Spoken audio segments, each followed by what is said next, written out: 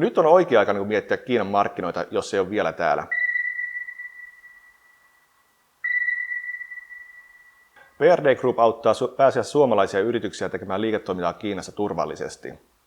Meidän pääbisnes on perustaa yrityksiä ja hoida niiden hallinto, mutta tehdään myös partnerihakua, rekisteröidään tavaramerkkiä, autetaan tämmöisissä juridisissa seikoissa, tai sitten ihan kädessä pitäen autetaan suomalaisia toimimaan täällä Kiinassa, ihan tarpeessa riippuen.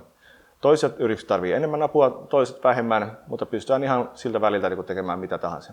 PRD Group sai alunsa noin 10 vuotta sitten, kun minä ja yhtiökumppanini Pekka Korva ajateltiin, että suomalaiset yritykset tarvitsevat laadukkaita hankinnan palveluita Kiinassa. Aika nopeasti kävi ilmi, että suomalaiset yritykset itse asiassa tarvitsevat enemmän apua Suomesta Kiinaan suuntautuvassa toiminnassa, eikä niinkään ostotoiminnassa. Me edelleen tarjotaan myös ostotoiminnan ja hankinnan palveluja, mutta aika lailla koko ajan se pääpaino on ollut viennin edistämisessä ja viennin toimintojen tukemisessa Kiinassa paikan päällä. PRD Group eroaa muista maantieteellisen keskittymisensä perusteella, eli me toimitaan nimenomaan täällä pienellä Helmiansuiston alueella.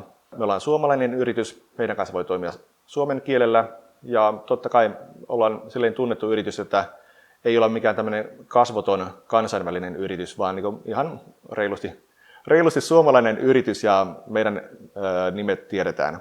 Me ollaan ollut täällä henkilöinä, voi sanoa 15 vuotta, minä ja Pekka Korva. Ja sitten meillä on paikallista henkilökuntaa, joilla on myös pitkä kokemus liiketoiminnasta Kiinassa, totta kai. Eli meillä on aika osaava tiimi täällä näin, sekä suomalaisia että kiinalaisia. Ja ollaan tällä Kiinan varakkaammalle alueella keskitytty, niin ollaan oikeassa paikassa ja oikeilla resursseilla. Helmiansuisto on Kiinan varakkain alue, ja tällä alueella on noin 70 miljoonaa kiinalaista ihmistä. Täällä on 3 eri valuuttaa. Hongkongin dollari, Macaon patakka ja Kiinan renminbi, ja myös sitä myötä 3 erillistä markkinaa.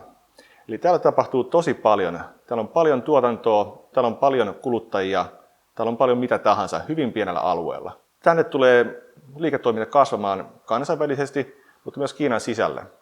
Eli yritykset, jotka on aiemmin toiminut Pekingissä tai Shanghaissa esimerkiksi, niin ne hakee kasvua Helmiansuistolle. Meidän asiakkaina on ihan laidassa laitaan olevat yritykset. Pääosa on pieniä ja keskisuuria yrityksiä ja ehkä jopa pääpaino siellä pienemmässä päässä. Isoilla yrityksillä usein on omat verkostonsa, heillä on jo tytäryhtiöitä Kiinassa, mutta ollaan palveltu myös pörssiyhtiöitä. Erilaiset yritykset, erikokoiset yritykset tarvitsevat erilaista apua. Pienet ja aloittelevat yritykset tarvitsevat ehkä enemmän tämmöisiä laajempaa apua, kaiken kattavaa apua, kun taas sitten isommat yritykset tarvitsevat tietyn kapean sektorin palvelun. Eli heillä on silloin hyvin selkeä ongelma, jota lähdetään sitten ratkomaan täällä päässä.